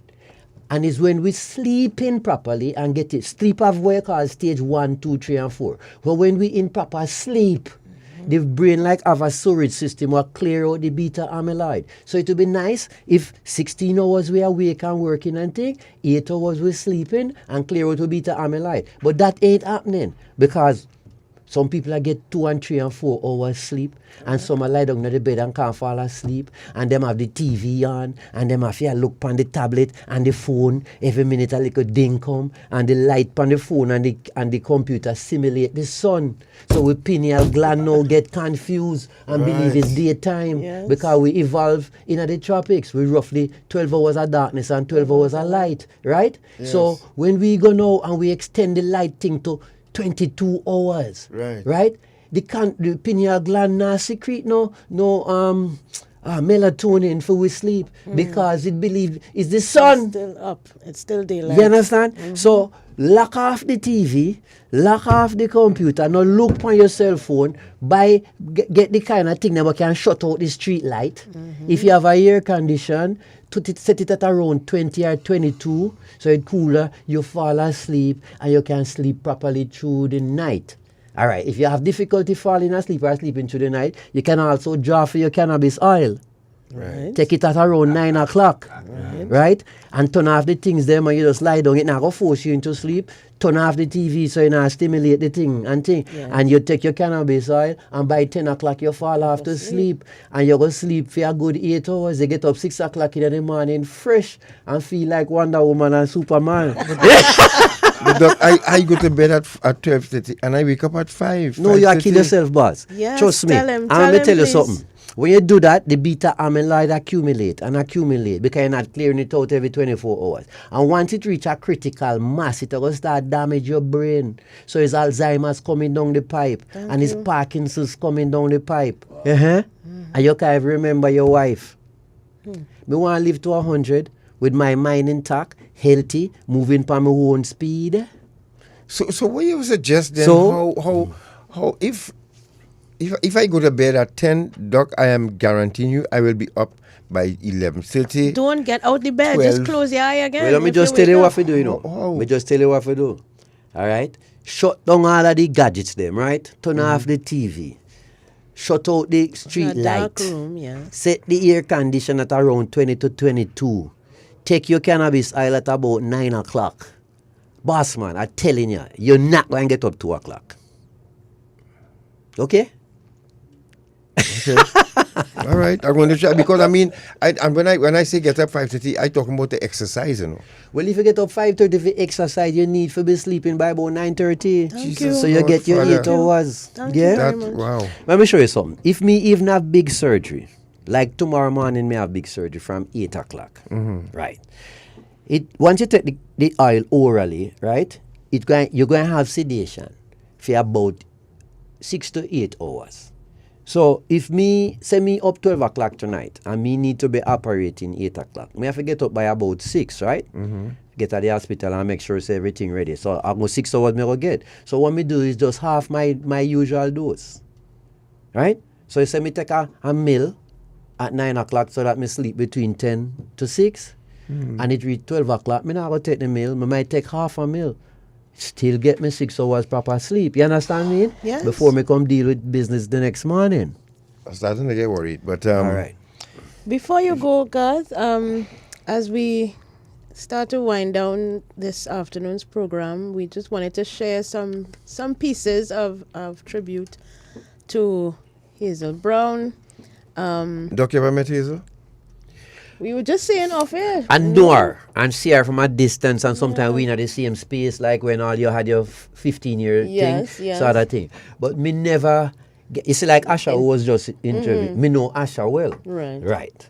Because Asha was a patient. Right. And then with me interaction with the Emancipation Support Committee. But somehow me and Hazel never really hook up, and I'm finding it strange considering now that me never know she was doing all that work. You know, with the National Radiotherapy Center and people coming from Ghana and this and that.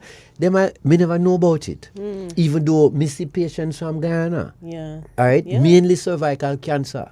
Them come over for, probably you know as me? a result of you know, and somehow I know afar, but me and her never link up. Right. Yes. But folks, if you're just joining us, you're listening to Dependency, and two things we do today. We educated you on with Dr. Pottinger in studio here, excuse me, and now we're gonna, the little time we have left, just remind you that, well, Hazel Brown passed away. This is Natasha's mom, and you know, it was not a shocker, but you know, she was older senior citizen, and we lost her, but very, very, very active person in Trinidad and Tobago. And if you don't mind, let me just share a bit what Dr. Bratt had to say, because this is David Bratt. Yeah, Can sure. I? Yes, and please. what he you know, CMT, MD, PH, and and Dr. Bratt said, and this is how I heard about Hazel too. There were times when I was studying, that I became bothered by the thought of returning to what was and is a very conservative society, one that would have difficulty accepting new ideas about health and medicine.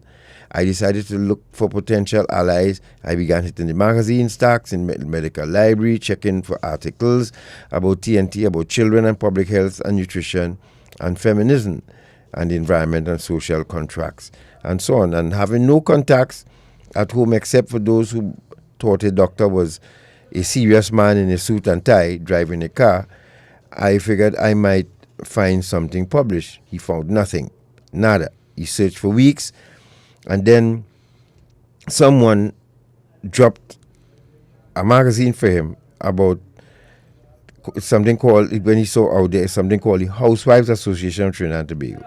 And somebody called Hazel Brown was raising hell about food prices and local food and imported stuff, and I said, "Woo! At last, someone with a big mouth." Well, I just put in the big mouth part, but Hazel was known understanding how I felt. He said finally he met somebody who understood how he felt, and in 1977, believing the right of women and children to have clean water, nourishing food, a warm place to live and thrive, etc., etc., and all basic to good health, was not universally accepted. I was told in no uncertain terms when I arrived that I was to concentrate on my hospital duties and forget about what happening outside.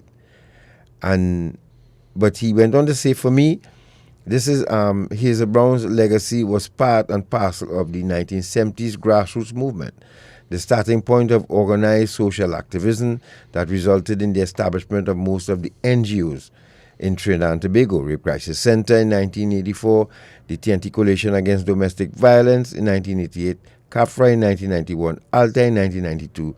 The Consortium of Disability Organizations was founded in 2001. All of this motivated by Hazel's work. And he said he cannot stress how much Hazel Brown helped people.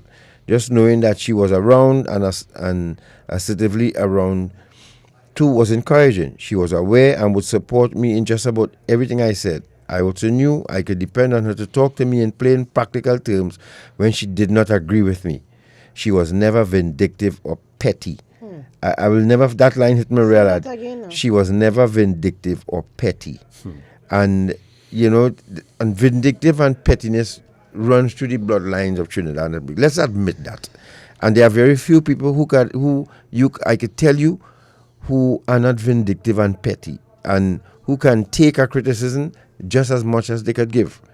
And listen to who paid tribute to her and listen to who didn't. And you will understand vindictive and petty. That is all I have to say. Well, I hope Dr. Bratt listening. If that come from him, I almost feel a sense of loss. And that me never link up with this woman, right? Although me know and offer and admire her from a distance, me never have a close interaction. Because Dr. Bratta, one of my favorite people.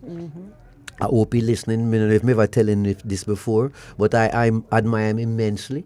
From I was a student, and you know he was teaching us not just with respect to pediatrics, but life and everything in general. Right. I remember when we finish, you know, and we pass with exam just before you start internship.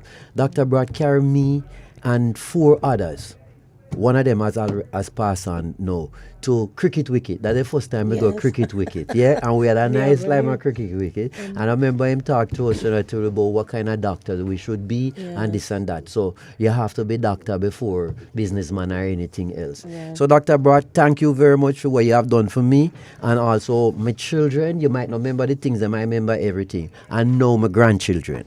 Yes, wow. Indeed. I think he was one of my pediatricians when I was growing up as well. Yeah. But I just wanted to share a piece of this from today's Guardian. There's a special 4-page feature on celebrating the extraordinary legacy of Hazel Brown. So I just want to read a little 4 pages, folks. Piece of this. It was supposed to be 8, but they only got 4. No, but you want to thank her still. I mean, this is tell you how, you know, immense a loss this is. Yes. Hazel Angela Brown, LLD, was born on the 31st of January 1942 in Port of Spain. She attended Bishop's Anstey High School in Port of Spain and then also St. Joseph's Convent, San Fernando.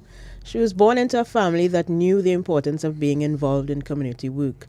Thus, Hazel received her first training at the feet of her parents and experienced at an early age what it took to be a serious activist.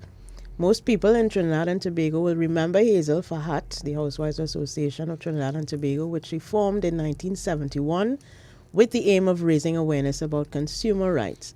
This was just the beginning as she became a spokesperson for women and women's rights throughout her life, gaining title after title for the work she pioneered. She tackled delicate issues and was not afraid to say what she thought. Her legacy will be remembered for a long time. Hazel Brown has been professionally involved in research, social development, and community organization projects since 1969. Her focus has been primarily on the areas of poverty eradication, consumer affairs, and promoting gender equality. She has organized and conducted numerous seminars and workshops towards these ends, and through the organizations that she's been a part of, as well as the collaboration with government ministries, CARICOM, Commonwealth organizations, OAS, IDB, PAHO, UNIFEM, UNESCO, and other UN and regional agencies. Ms. Brown is a phenomenal Caribbean woman and leader. She's visited and worked with women's organizations and leaders in all Commonwealth Caribbean countries on matters related to consumer affairs, politics, development, and gender equity issues. She's also been involved in work as a civil society representative at the OAS and IDB fora. Ms. Brown is a founding member of the Network of NGOs of Trinidad and Tobago for the Advancement of Women. The network is a comprehensive national umbrella organization formed in 1985 to present the position of women in Trinidad and Tobago at the End of Decade Conference in Nairobi. The network is an advocate and support system for women's organizations in TNT and shares membership with many regional and international networks of women. She's the past Secretary General of the Commonwealth Women's Network and has been engaged in Commonwealth activities since the first Commonwealth People's Forum at Chogam in Harare in 1991. She has consistently advocated for a strong voice and space for civil society in Commonwealth activities and decision-making. The network's main goal is to improve the quality of life of women throughout the Commonwealth. The UWI conferred Ms. Brown with an honorary Doctor of Laws, LLD, at the St. Augustine Campus 2017 graduation ceremony.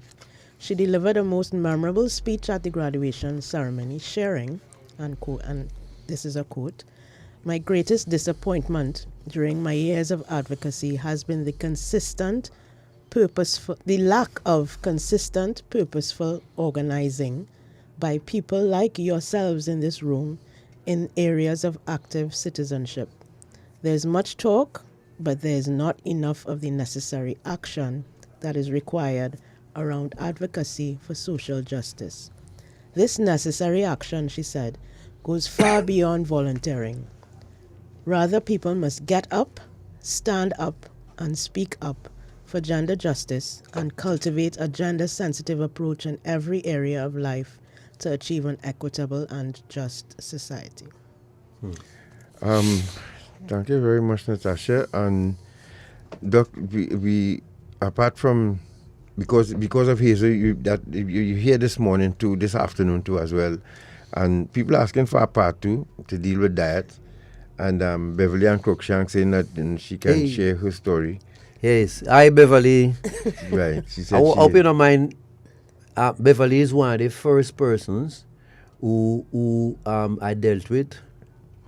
I'm sure she not gonna mind for cervical cancer. Well, she's saying that when she want to tell her story. Yes, and that is like about 21 years now.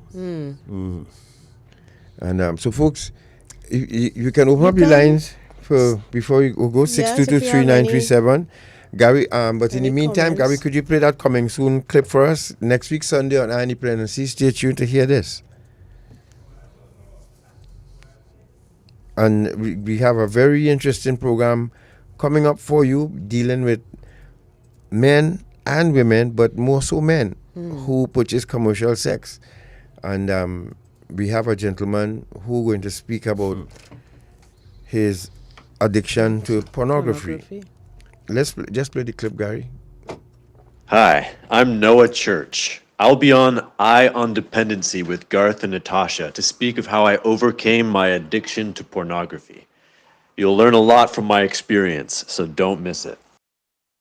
Right, so those of you who know people who are addicted to pornography and the likes, and as Doc said, can't go to bed in the night because they won't turn off the computer and the tablet, staying up looking at porn. Tune in next Sunday to listen to Noah Church. Good afternoon. Good afternoon. Afternoon. Mr. and Mrs. and Good afternoon. Pottinger. Natasha, yes. My sincere condolences. Thank you. But I need to ask Dr. Pottinger a very pertinent question. Because this gynecologist say after 65, I think in America they don't do pap smears. So what I want to know, if somebody is over 65, let's say 65, early 70s, whatever, and they're on dry dock, if they need to have a pap smear. You know what dry dock means? Yeah, so that's what I want to know, because I know I have this friend, and I encouraged her to have a pap smear. She was in her 60s, but she wasn't active, and we paid the money and everything. It was the American Cancer Society. They come with a mobile thing, and they had to give her back her money, because they couldn't get any entrance or whatever to do what they had to do. So I know. You understand? Yes, very good question. And I'm glad you asked it. Yes, they couldn't get in to do anything. And when I spoke to this gynecologist, he says maybe the nurses at the family planning and didn't know what. But however, at 65, the American Society doesn't really recommend pap smears after that age. So I want to hear your thoughts on it. Yes. Please. First of all, I totally disagree with this, and we like to just copy everything from Babylon. All right? So, over there, they have certain guidelines. Them have about 3 or 4 different guidelines, right? So you have what you call the ASCCP guidelines. I'm a member of that. You have ACOG guidelines. You have military guidelines, all kind of things. And their guidelines saying that you should start doing pap smears at age 21. All that is a nonsense too, because it should be related to when you start sexual activity, right? Yeah. So say we have somebody, I remember a girl, she came from, them sent her down from St. Vincent to me. She was 21 and she had a big stinking cancer. And she had a child when she was 12. You understand? Wow. So if you go talk about wait until 21 to start, it don't make no sense. And every time I go there, I tell them that. Yeah, okay. But No, no. according to the circumstances. Yes. But So they stopping at about They stopping at 65. Listen to me a little bit. The stopping at 65 is, they say, if you have been doing your regular pap smears like every 3 years and all of them negative, you never had a precancer lesion, you never had CIN2, you never had CIN3, you never had cervical cancer and all that kind of thing. So that kind of person who doing them pap smear their whole life and all have been normal and negative, it's fleshing out the people who have an immune system who could have deal with the thing. They're not into the 5 to 10%. You understand? We can't deal with it. So when them say that they will cut off at 65, and I see now they're creeping it up to 70. But in Trinidad and Tobago, the vast majority of women not doing pap smears. So to talk about stop at 65 is total nonsense. So you will see somebody who never had a pap smear and you convince them to go and they go to the health center to get it.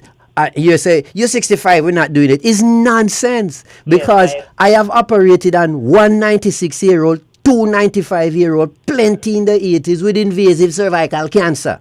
Wow. So in Trinidad, I am advocating for years, but nobody no listen to me. Me are the man with best. It's fashionable not to listen to, right? Change this thing. People should continue doing the pap smear every 3 years or every 5 years for the rest of your life. Thanks very much, Yvonne. Thanks for that question.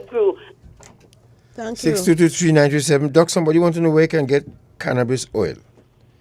Because you spoke about cannabis oil, right? And, you know. You have it all over the place. Many people are do it, but if they want, they can call the office. Yeah, pleasant good afternoon to you, God, Natasha and the doctor there. Good afternoon. Yeah. Doc? Yes? And God and Natasha? Well, you all know this voice. Yes. Earlier on you were talking about the colon cancer, right? Well, about the what?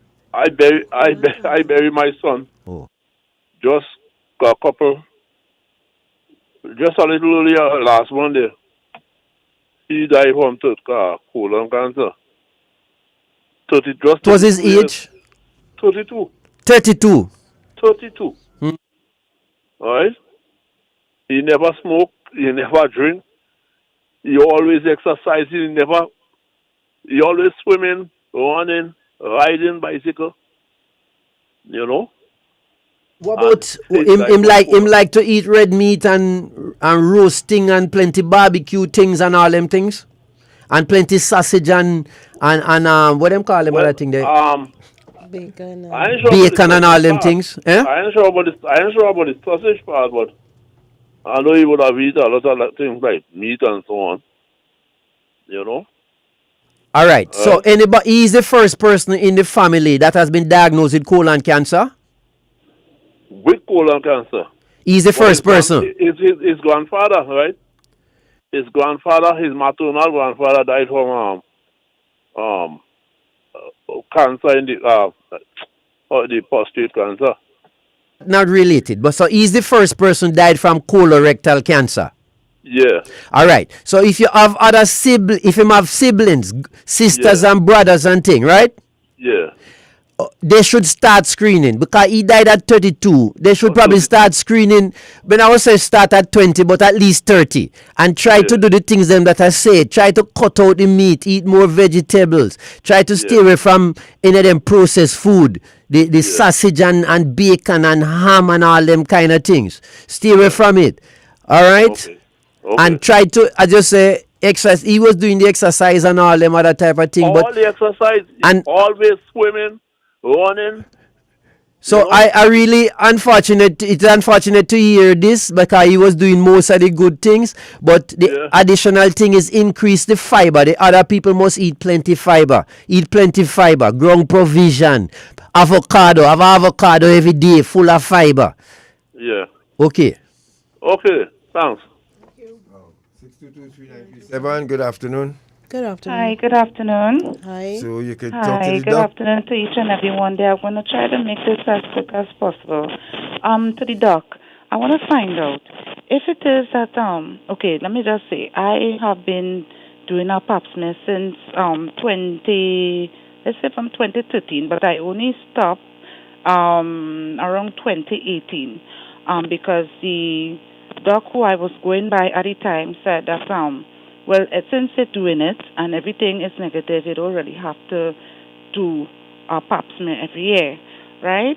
But I have been having, I don't know if I could say this over the air, but a watery discharge I've been experiencing ever since I turned 40. And up until this time, it's the same thing. I do all the, up until earlier this year, I did a pap smear and everything was good. So it's not just cervical cancer could cause you to have that kind of discharge. Sometimes I see women all the time, they're having something called leukorrhea. And every time they go to the doctor, they treat them with some antibiotics again, which is nonsense. Them have no infection, and you're mashing up their microbiome, killing off a set of good organisms. So some of the people have something called leukorrhea. So it's like the secretions from this endocervical glands is a bit excessive. And if you just explain it to people that this is not an infection, you do your pap smear, you don't have no cancer, it's just leukorrhea. 1 and 2 people who is distressing, you could also do something called a loop excision biopsy. Similar thing you do when somebody have precancer lesion, CIN2 or 3, and remove some of the glands and the leukorrhea will stop. Okay, but I also have fibroids too. I have fibroids. I suppose, I am in a clinic at the Port of Spain General, the gynae clinic. What's your age? I am 45. You have children? 1 child. You plan to have more children? Nope. Well, please take out everything. So if they're telling you they will take out the uterus, but they're going to leave your tube and ovaries, insist on them taking out everything, because this is very common, and I don't know why. So if you're at 45 and you have symptomatic fibroid and you have to remove the uterus, once you remove the uterus, you actually interfere with the blood supply to the pelvis, so that the ovary will fail earlier than it should. The median time, mean roughly 50% of women, if you take any random 100 women off the street, 50% will stop having the period between 50 to 51. However, if you take out the uterus at 45, most people will not reach 50-51 before the ovaries fail, because they will fail after about 2-3 years. So you're leaving ovaries to say you're preventing them from becoming menopausal. And by 50, they don't have no ovarian function. So you leave tissues that don't have no function, but it's a time bomb. If you live to 70, 1 in 60 people will get a fallopian tube cancer or an ovary cancer. And both of these cancers don't have any warning sign. There's no screening modality. By the time we know people have these cancers, 80% of them is stage 3 or stage 4. Basically, incurable disease. Because I just want to say, I have a friend that I talked to, and she said, you better see about it because this cancer, and so it really have me. All right, I know you're worried, but if you say you're having the discharge, you have been doing your pap smears, they're all normal. The recent pap smear is normal.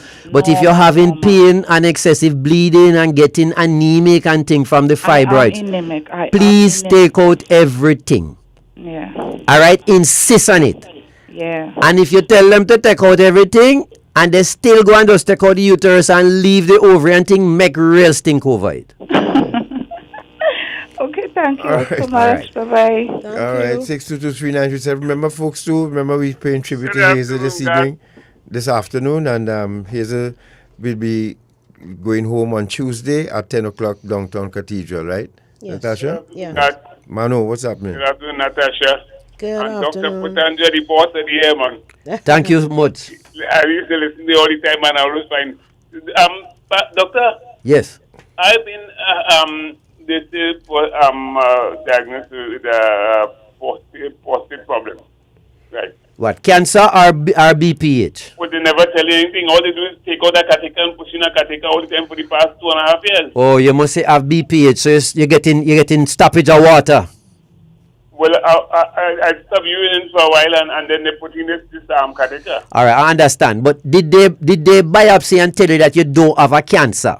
But they did a biopsy, and so long they never give back no report. No, boss man, you have to go and check. If they not send it, you have When to. you go, they tell they can't find it. Well, no man, you see, me can't take them foolishness, so you have to get it biopsy again because you need to know. That biopsy is not an easy thing, you know. You're not an aesthetic, you're just pushing it and then cutting up. No, but what I'm saying, boss, what's your age? 73. Let me tell you something. In Trinidad and Tobago, if a man live to 70, 1 in 3 of us get prostate cancer. 1 in 3. And if we diagnose it early, it can be cured. So you hear what I'm saying now. You really should get is slackness why they miss the biopsy and it lost and whatever. But you really have to try to get it done again. Because if you have a cancer, we need to know sooner rather than later.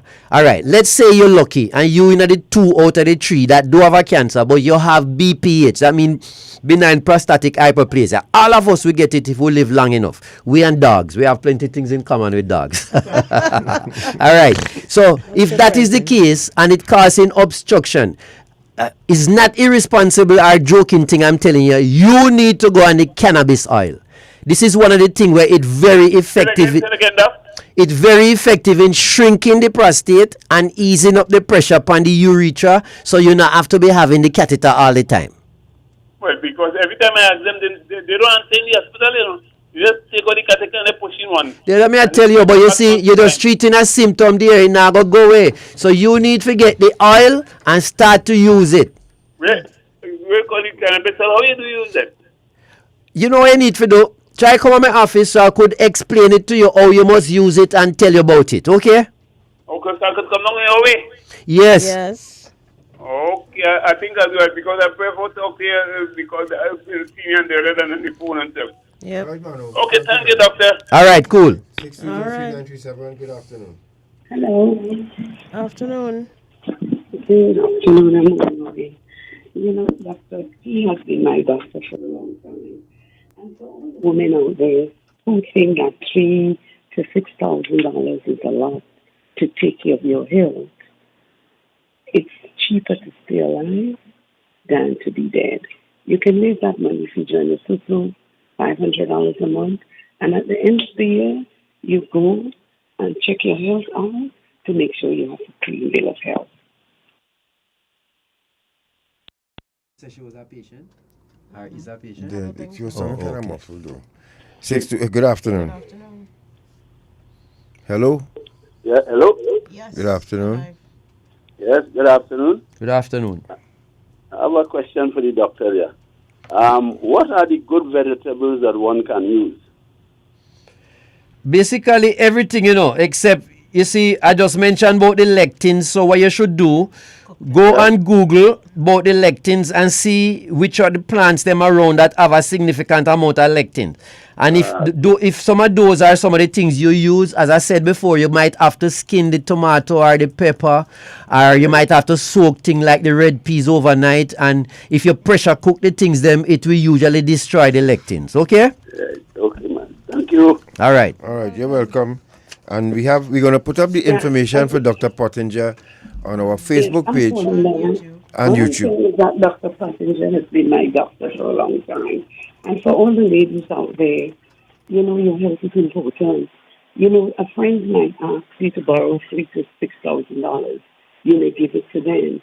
But try saving that money, go to the doctor, and make sure you have a clean bill of health.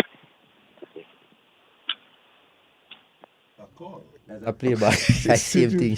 Serious? She say I was a doctor for a long time. Yeah, she said doctor. But hello, So good we- afternoon. Okay. Hello. Good afternoon. Good afternoon. Yes. Could I get a number for that doctor, please, or where he's addressing? Yes, we're gonna share it before we leave. It's 624 Oh, thank you. 7514.